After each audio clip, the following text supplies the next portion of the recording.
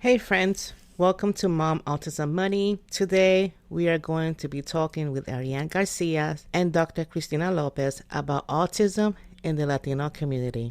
This is actually part 2 of the 2-part conversation, so if you can go back and listen to the last week episode first, if you want to get all caught up with this episode. We are so excited to share the episode with all of you, and before we do, we have one other quick favor to ask. Nominations for the Plotus Award are open, and the Plotus Award are an industry award ceremony for people who work in independent financial media, like Bryn and I. We'd appreciate a ton if you could nominate us for Best Personal Finance Content for Underserved Communities, and you can do it by just using the link down in the show notes below.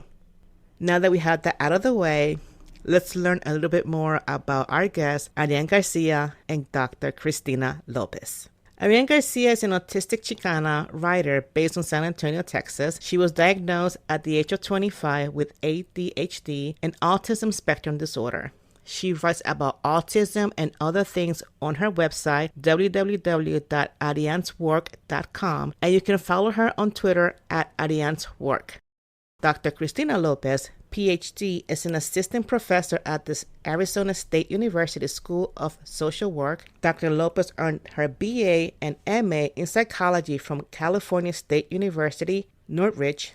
She earned her MSW and MS in psychology and her PhD in social work and psychology from the University of Michigan. Her research interests include family experience raising children with autism, the development and implementation of culturally informed autism intervention for Latin families, and ecological and social cultural perspective of disparities in age of diagnosis and treatment access among underserved population. A vital aspect of Dr. Lopez's research is the integration of community resources to advance the design of culturally informed models of interventions that foster child's outcome. So now that you know about our guests, let's talk to Christina and Arianne.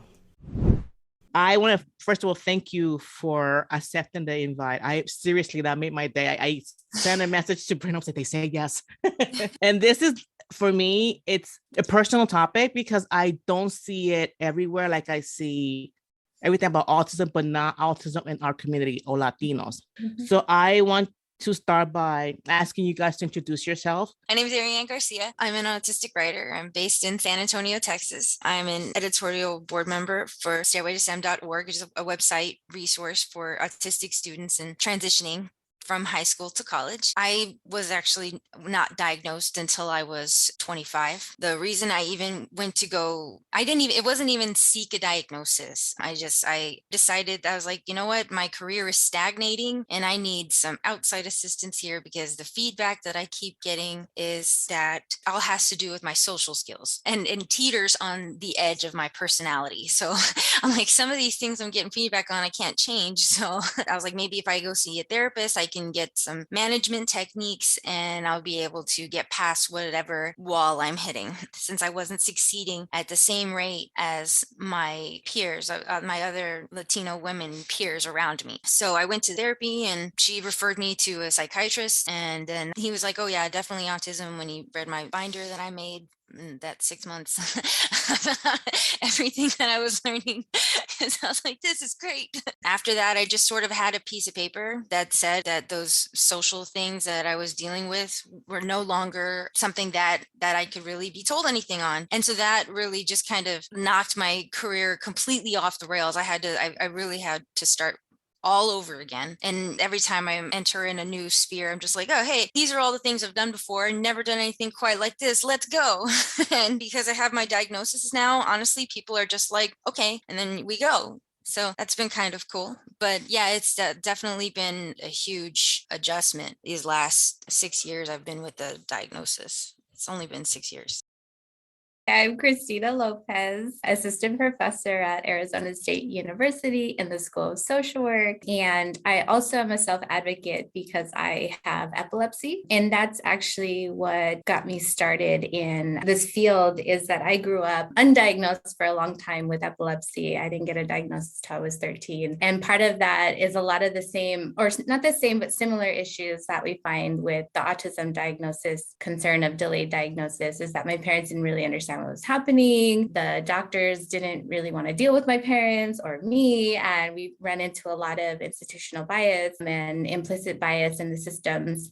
And so it took a long time to get a diagnosis. And then the school systems were really, really disproportionately unfair as I went through the phases of treatment, which brought me into actually the autism world, because I ended up in special education classrooms, which weren't actually the appropriate setting for having epilepsy at the time, or at least not the type of seizures I was having. But it exposed me to autism, which drew my interest in wanting to know about autism. And this was like in the late 90s, early 2000s, when autism was super, super brand new for anybody. And that brought me into wanting to work in special education after high school. And I started to really notice immediately that I worked in Title I schools in California. So I grew up in Southern California. I would have one white child in my class who had lots and lots of services, but all the Black and brown kids in my class had no services except they were in special education. And so I really wanted to understand better, why was this happening? What was going on? They all had the same diagnosis, or my Latino kids didn't even have the right diagnosis. And I really young could tell that this was happening, and I couldn't understand why the powers that be weren't doing anything about it, except blaming parents all the time. Like, oh, those parents don't want services. Those parents don't want to come to meetings. Those parents don't participate in IEPs. And so I really channeled my career as I went through college and graduate school into wanting to understand what was going on and how I could help to improve systems of care and support for Latino families. And then, of course, for other families who are BIPOC or Black, Indigenous people of color. So that's what I do now. It's focused on culturally informed interventions as a way to really strengthen support for families and not blame them for what's happening in terms of the disparities that we see persistently happening.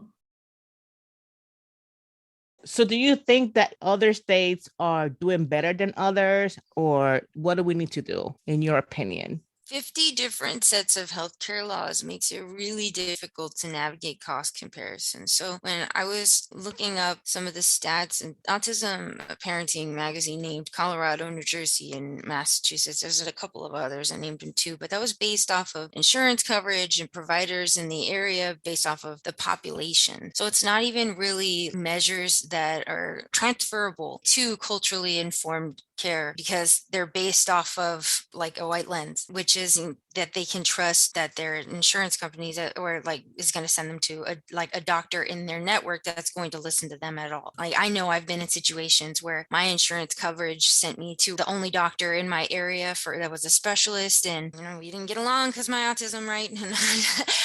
And I wasn't diagnosed. And so it's really difficult to pinpoint those kinds of things. It's so much easier to just look at it all like it's all broken. Instead, is there any good to any of this? Like, it's totally busted. That's my opinion.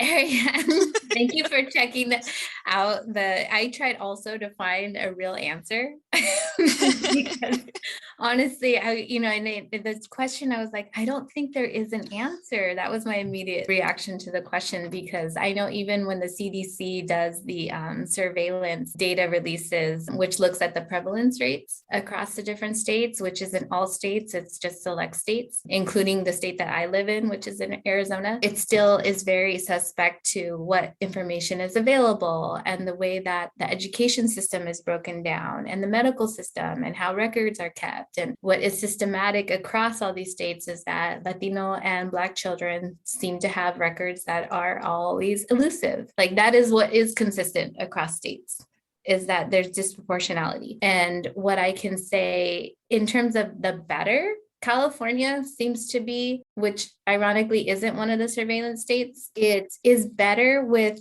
policies, right? In a lot of ways, that's California's thing, though. California has very liberal policies that they have the regional centers, and there's 20-something regional centers that takes care of case management for individuals with developmental disabilities. And so they have a way to place and care for people with autism. And because the LA Times did an expose on how they had gross disparities years ago against Latino and Black children within the regional centers so that they weren't spending as much money on services and supports for Latino and Black children with autism. They then tried to turn around the system completely and provide better support and care for them by developing supplemental policies to then have minority supplements and like, we're going to erase the disparities that we created in the first place and try to, sweep it all under the rug and come out on top and show the rest of the world that we're doing better. So they have all these policies in place and they have new programs and they have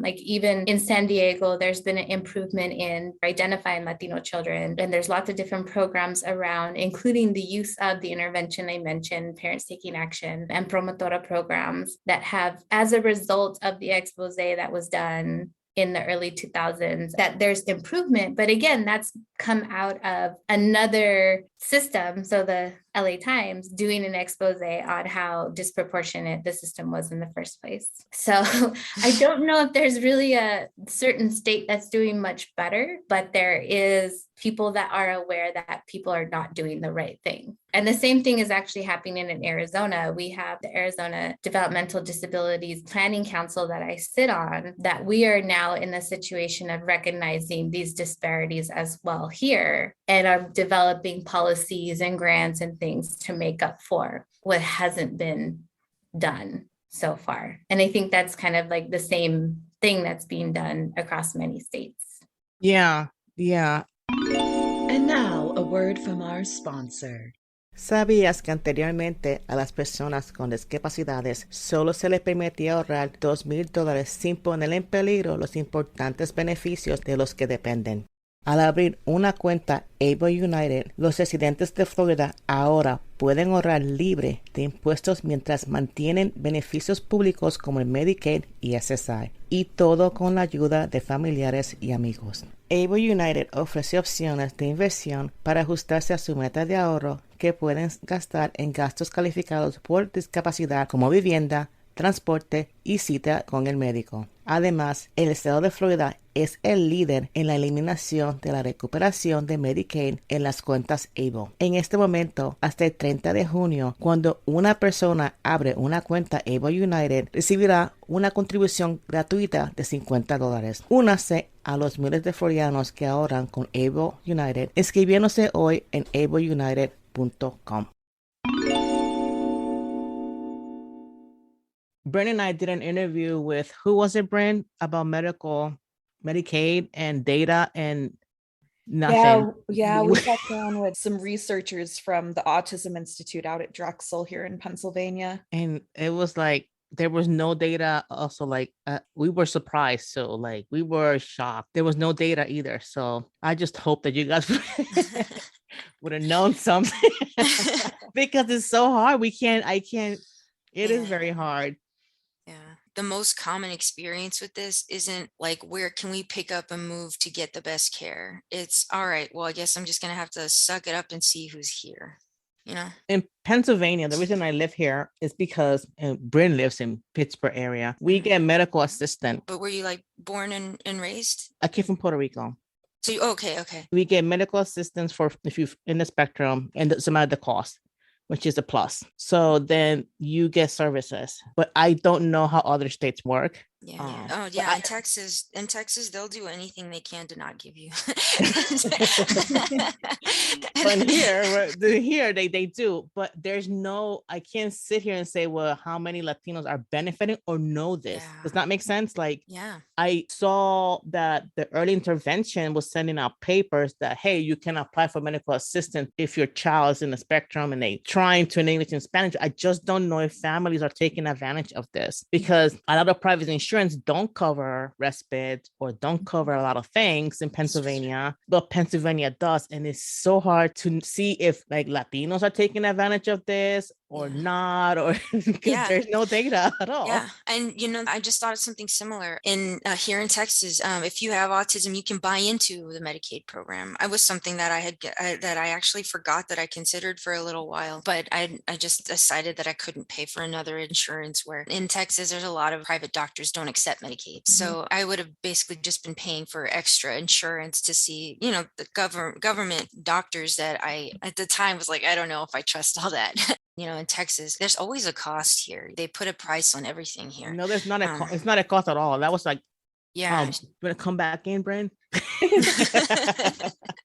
Yeah. So Pennsylvania has a weird like loophole waiver where even if your household income, at least for children under, I think it's 21, even if your household income, it doesn't matter what it is, there's no income limit for the family. So that ensures that at least all of the children, it gets way dicier when we start getting into adulthood, at least for younger children, they all have free access to Medicaid, even if you already have private insurance. So they'll even pick up whatever deductible or like whatever part of your private health insurance plan that it doesn't pay for. But Joyce, when we were talking to the women from the Autism Institute, one thing that they said was that Texas is really, really hard to get data for because they're the state that doesn't even do wait lists. They just open up the programs, and if you get there in time, you get there in time, but there's not even like a wait list. So we don't even know how many people are waiting for services in Texas.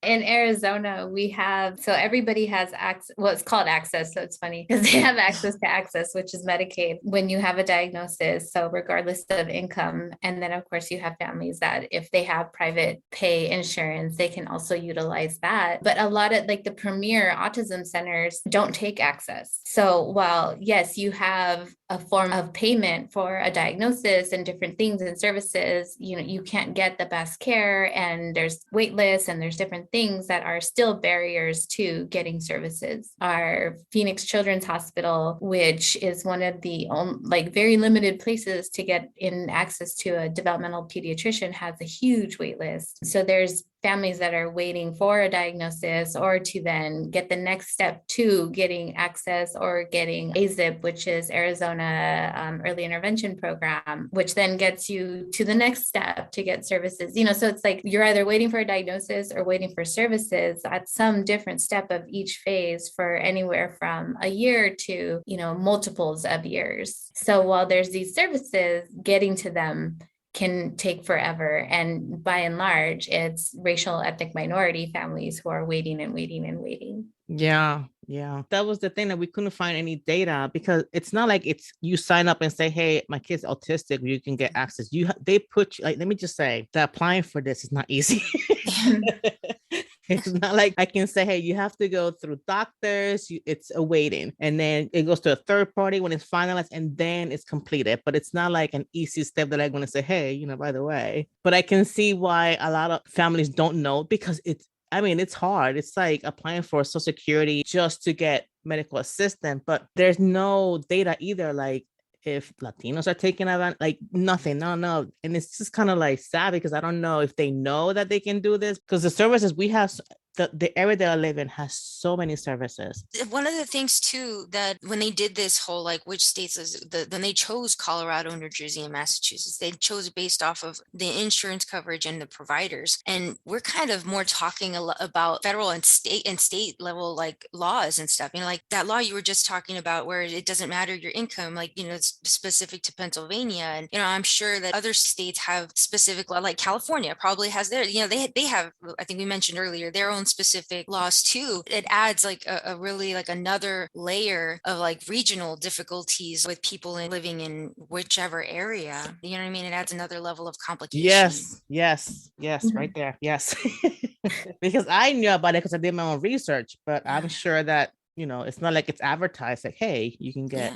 Just like the ABLE accounts, I asked a question as to why this is not advertised in Spanish or to the community, so people know, because it's not important. That's So I think in the next section, the biggest thing was talking about high school to college, how all of that works. Whatever is important to you guys that you want to say, go ahead. I just want to point out the unique hurdles that, the young adults facing. I remember very poignantly filling out the FAFSA paperwork is really hard. And like, I remember being 18 and they were like, come after school and we'll help you fill it out and bring your parents. So I did that. I showed up after school and I brought my mom, and my mom had never filled out the FAFSA, and she was a cosmetologist. That's when they cut hair, right? They're not in space.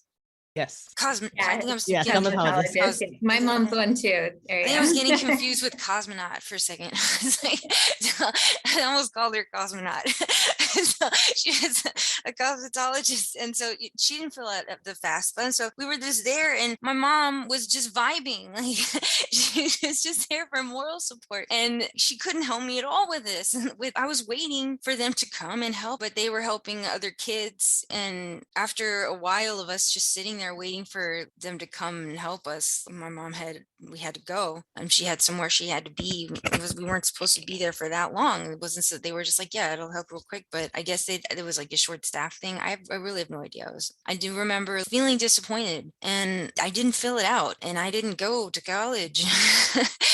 And that gets perpetuated. You know what I mean? Like, I can see how easily I could fall into that role of like my kid being like, hey, come with me to this thing. My kid seems to know what's up. Like, okay, you want to go to fill out the FAFSA? And like, I'll go with you. Like, you seem to know. I don't know about all that. Let's go. You know what I mean? Things have changed since the 80s or since the 2000s, or would be my time. I can see how that happens. And it just makes me kind of sad, because then you have first generation Latino kids who might not know about Pell Grants, or because they're first generation, even if they aren't first generation, second generation. Like my mom, she had an idea about Pell Grants, but because of my older brother, that was information my older brother brought home. With the information with the FAFSA that I brought home, my little sister was able to go to college. She went to Texas Tech for a little while. The information that you bring, it does service the community, but sometimes not in the most effective ways. I think some of those hurdles goes back to information, like you're entrusting an 18-year-old kid with all of this like federal government paperwork to try and get financing to go learn more things. And if they have a lot of pressure to stay home and to work for the family, it can be really easy to fall into that pressure. Do you think it's because the forms, like, I don't think my daughter could, because she's in the spectrum too, could not fill out the forms without assistance either. I don't think we have like Latino and then we're at Autistic too. It's hard for them to fill out a form or to understand that. And I don't think sometimes we don't have that support there. Yeah. I also feel like going to college, I sometimes feel that Latinos are not being pushed by the counselors as white students. That's true.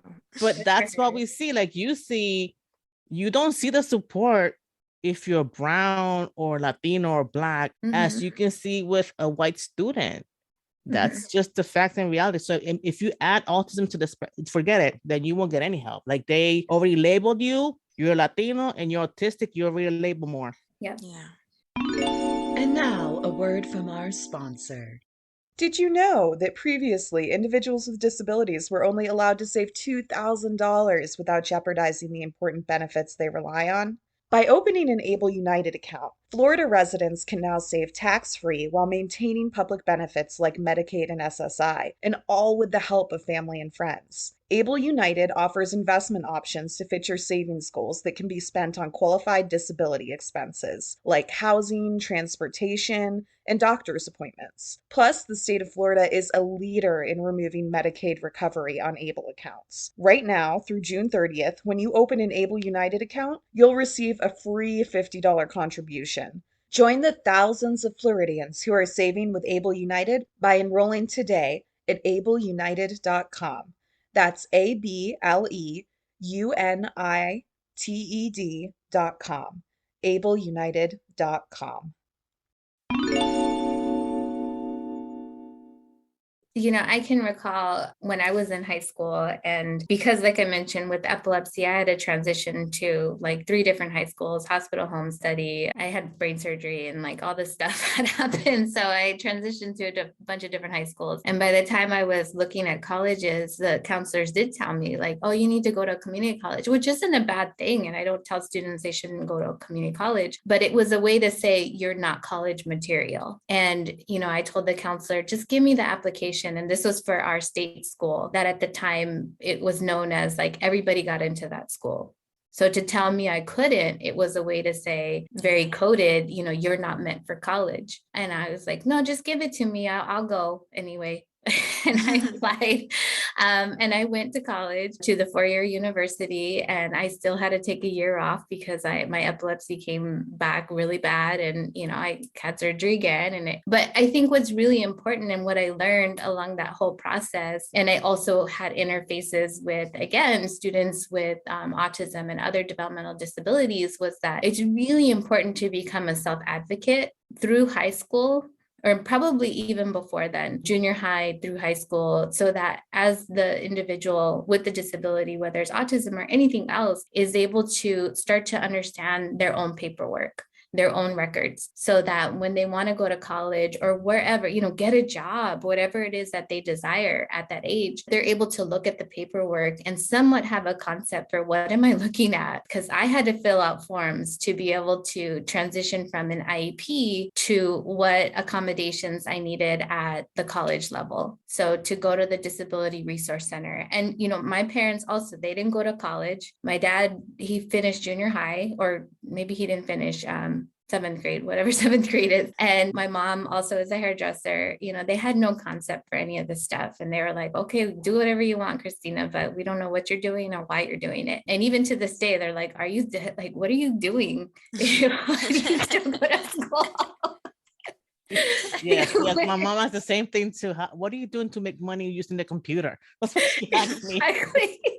They think it's great, but they're like, we don't get what you do. And so I had to really understand, like, what's in my medical records, what's in this, how do I get extra time on tests? Because I have cognitive delays resulting from whether it's medications or the surgeries. And I think that was the biggest life lessons. And that's what I see now that I'm transitioning now in my research from only looking at young kids. That's what I did for the longest time, to looking at the transition age. And specifically, it's funny you mentioned Drexel. I'm working with some people over there to look at the transition from high school to adulthood among Latino youth with autism, because we don't know about their experiences. We have all these concepts of what happens with transition to adulthood in autism, and it's all based, again, off of white males. And so we need information of what happens in the Latino culture when you're a girl with autism and already you're a Latina and you're not expected to leave the house unless you're married and this and that, and then you're supposed to have kids or whatever.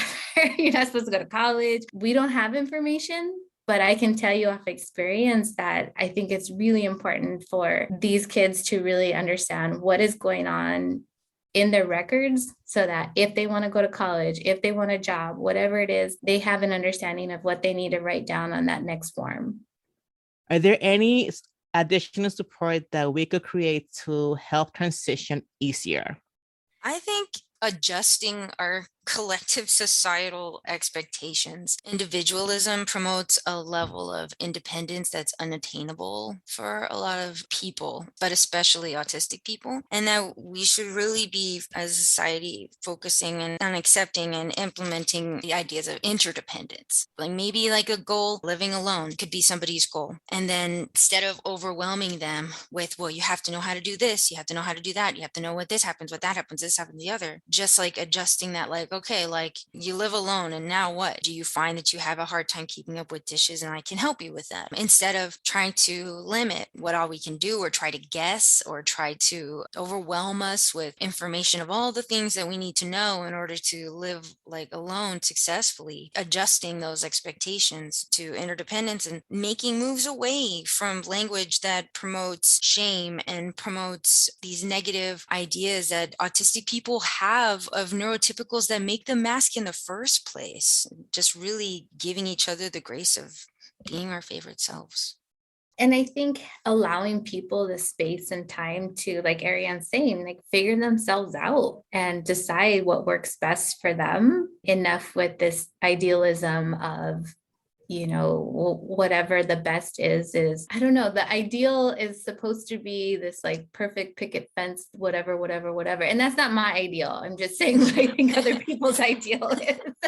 But allowing people the space to figure out what's best for them, but also as kids are in junior high and high school is allowing time for that exploration. I think a lot of that doesn't happen until they're in college. And it's like now you're supposed to be able to find yourself. I think if we let them have the space earlier with building the independence aspect without necessarily saying like, and now you're launched, you're 18, go get an apartment, go do this, go do that, go do this, you know, like Yeah, you can exactly. be home, that's okay. But growing up Latinos, I don't think the 18 matter because Yeah, exactly. Yeah. I know.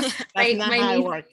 or not my niece, my kids still ask like, why does uncle whoever still live at home? He's Mhm. this age. I'm like, And listen, it's well, multicultural too. That's the thing too. Like as Latinos too, we also have to do our part too because my baby went to college. I was devastated. I mean, I was but I was hiding like, okay, don't, be strong because you want her to, but my mom was like, because a female, stays mhm. home, stays closer to home. But that's some of the things that even culturally, like even saying that, like, would I let my baby go? But even like 18, that is the truth because I feel like we have this thing like when you grow old, within junior high school to 18, you're supposed to know everything about life and you're supposed to go to college for 4 years. And one thing that I taught my daughter was that you go to school how long you want to go, just don't get into debt. Because I was kind of afraid that she was just going to be like, I'm going to do this like everybody else, and then I'm not going to like it. So I wanted to make sure that you do you. Yeah. What do you want to do? If you don't want to go to school for a year, we don't go to school for a year. That it's okay. Because she was coming out of high school and then sometimes transitioning from high school to adulthood when you're in the spectrum is kind of hard. Yeah. Even the transitioning can be hard for a Latino and then someone in the spectrum too. Yeah. Yeah. What do you think we need to do as a community to better ourselves and help autistic people? I certainly think, increasing acceptance and understanding of what autism is and not the stereotypes of autism. I want to be very clear about that. It isn't, autism isn't just this. I know there's images on TV now and in movies, and a lot of it is the same. Like autism is the savant, autism is this. And if we had a wider range, especially across race and ethnicity, that would be helpful as well. So just to keep, I don't want to overly use the word diversify, but it really is like helping other people to understand that autism is exactly the spectrum, just like all of us. We are all different and we have different characteristics and different traits and different markers and everything. And so if we could just keep increasing that understanding, that would be helpful, particularly within the community. Also, with respect to that question about the interface with state violence, that we still have that Latino adults or teenagers with autism would be more targeted by police compared to a white individual with autism. So the more we increase an understanding of what autism looks like across race and ethnicity, the more we can decrease the likelihood of Latino kids with autism or teenagers or adults being targeted and misidentified by police as doing something wrong. I think that if we just continue to increase an understanding of what autism is, that would be really helpful.